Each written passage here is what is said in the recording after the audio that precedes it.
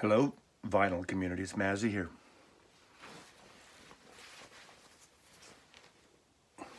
Anyway, the Warner Reprise years of the late 60s into the 70s were a pretty remarkable period of artist-friendly big corporate record companies. And when I was growing up, aside from Beatles records and that kind of area, that arena, Warner Brothers and the Warner Brothers family was my favorite label. I used to send away for those records for $1 a record, usually double LPs. In fact, I will do a video on those at one point. Those lost leaders, where they would be samplers. You'd send away to Warner Brothers, and it'd be a reprise version. There would be Warner Brothers, and it'd come out every few months, and it'd be promoted on the inserts of records that Warner Brothers and Reprise and the associated labels put out. I think there was one called Zapped that was the bizarre Zappa stuff and related Wildman Fisher and Captain Beefheart and that. But fun things, and I ended up buying a handful of records because of listening to the sampling. But anyway, I love that Warner Brothers and Reprise stuck with the artist no matter what. When you think about it, artists like Ry Cooder, Randy Newman, Bonnie Raitt, Van Dyke Parks, on and on and on and on, Little Feat, were on the label. They hardly sold anything, but their influence goes beyond the actual record sales. And one of my favorites that I got turned on to, actually from Harry Nilsson Sings Newman, is Randy Newman, of course. And you obviously know his hit, or his couple of hits, the ever popular, ever politically correct Short People. And then he also did I Love L.A. And he did, he wrote wonderful songs that artists like Judy Collins covered, and was championed by a lot of other artists that would cover his songs. But Nilsson especially did an album called Nilsson Sings Newman, and the entire album was Randy Newman songs. And at the time, nobody knew who Randy Newman was, really. I mean, in terms of the record buying public. So I'm just going to go quickly. I have every Randy Newman record. He's one of those artists, I just have to have everything. To me, he's one of the great American songwriters of the 60s, 70s, into the 80s, kind of similar in a vein to Paul Simon. Obviously, he doesn't have the voice of Paul Simon, but he's got a great, interesting voice. And it always amazed me that the two artists that I love the most in that kind of label period, Ry Cooder and Randy Newman, are both from Southern California. Ry Cooder, Santa Monica, and Randy Newman, L.A. And his family, Arnold Newman was a composer, did a lot of movie scores. He comes from a musical family. But those two sound like Southern, bluesy, swampy singers. They're not like that pristine, perfect voice like a Paul Simon or something. Anyway, without further ado, the Randy Newman Catalogue. His first album, Randy Newman. In fact, I have the two covers of this. This was a bizarre record. It was issued on Record Store Day again a few years ago because it's very orchestrated, not rock and roll. It's almost like genre undefined. You have no idea, but it's really a cool record. I believe Ry Cooder's on this too, but the song Cowboy, Nilsson recorded, Love Story also. So Davy the Fat Boy, which is a great song. Basically, that's about the bomb they dropped on Hiroshima. And here's the other cover that came out on it. And this is actually, I think, the mono pressing that came out several years ago on Record Store Day. Probably not for everyone, this first album, but still great songwriting, very lush with his kind of unlush voice. Pretty amazing. Randy Newman live. Almost looks like a bootleg, right? Mama Told Me Not to Come, that was a hit for Three Dog Night. Last Night I Had a Dream, great song. Yellow Man, which is I think also recorded by Nilsson, if I'm not mistaken. Lonely at the top. I might be out of order here, but whatever. Doesn't matter, right? Randy Newman, 12 songs. Great record. Have You Seen My Baby, which was recorded by Ringo Starr on the first pop rock Ringo album after Poughkeepsie Blues and Sentimental Journey. That's the one with all the other Beatles on various parts of it, the band, Harry Nilsson, of course, and other artists. But he did that song. Old Kentucky Home is on here. Anyway, Let's Burn Down the Cornfield. Great writer of Americana songs. A lot of songs about the South and historic type of things. And what's probably his best record ever, everybody should have this album in their collection, Sail Away. To me, this is a perfect record. Socially relevant,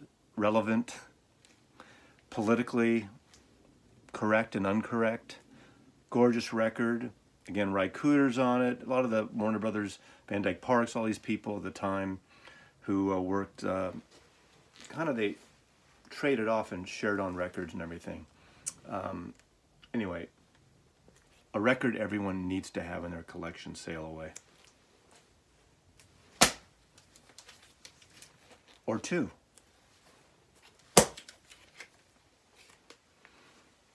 Talk about politically incorrect, but an amazing fucking record. Randy Newman, Good Old Boys. Not much I can really say. The song Rednecks didn't get a lot of radio play for obvious reasons, if you know the lyrics in that. But the Kingfish is, but Louisiana, 1927 is on here. Birmingham, Back on My Feet Again. Oh God, what a great song. Naked Man, another great album. Pretty amazing, right? This guy, his songwriting. And he's also, separate from this, I have a bunch of his CDs. He did a lot of film scores, where he did, and obviously some of you younger people might just know him from Toy Story. You Got a Friend in Me. Hey, you got to make the buck somewhere, right? Good for him. Great record. It's got everyone from the Eagles on it. Klaus Vormann, Jim Keltner, Milt Holland, Waddy Wachtel, that whole LA session period of people, Willie Weeks. Oh man, Scott, Short People, that's the hit on this one. Riders in the Rain, which is a great song with the Eagles doing harmonies. And Baltimore, Old Man on the Farm, another great record. Little Criminals, anyway, Little Criminals.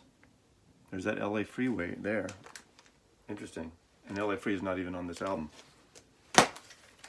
Okay, it looks like I have things out of order here, but it doesn't really matter. Here we go. Trouble in Paradise. This is with I Love LA. That was an MTV hit. Fun song. Kind of snarky. Great song called My Life is Good on here as well.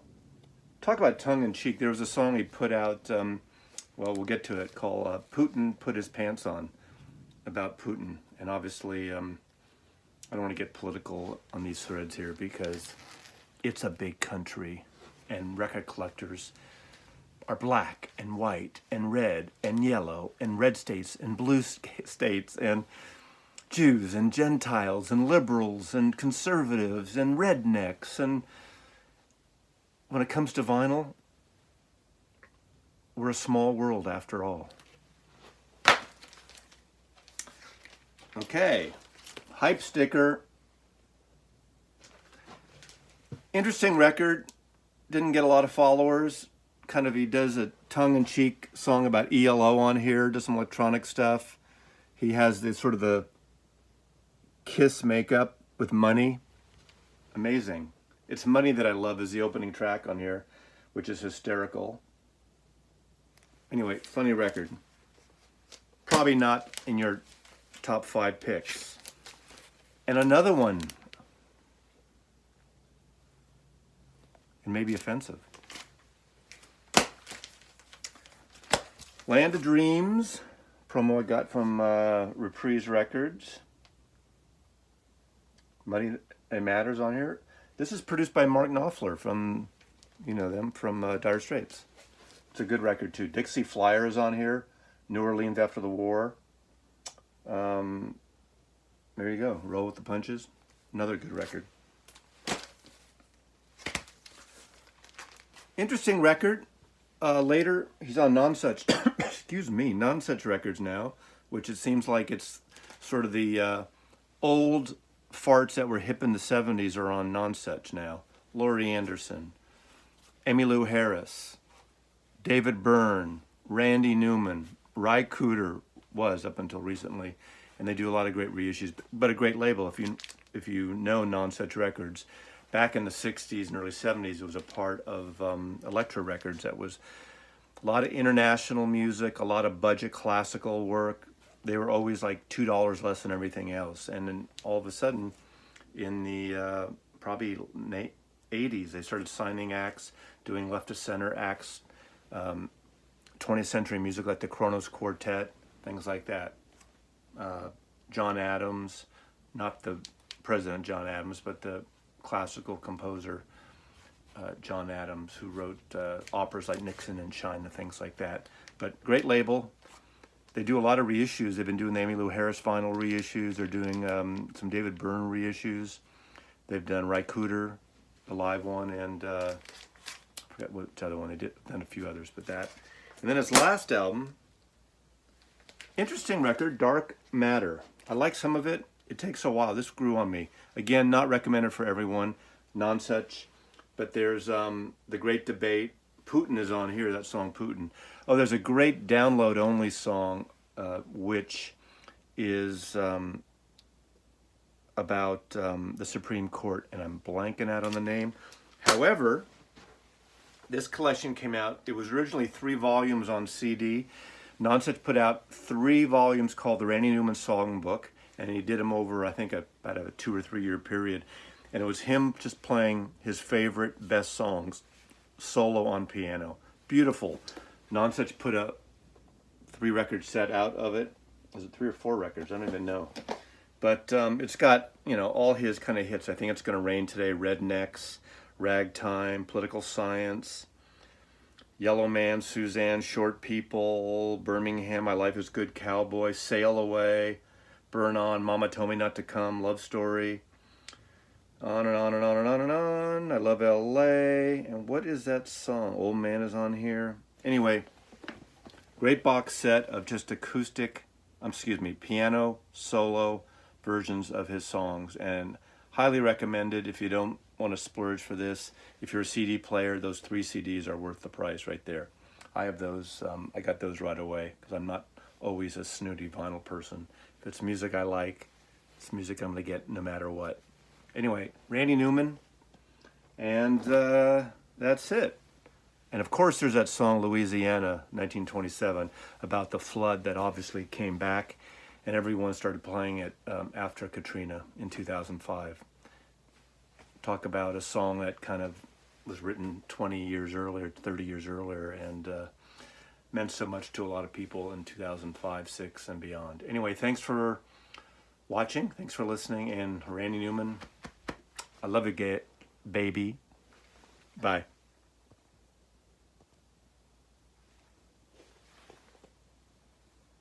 Freeze frame. I feel like Naked Gun.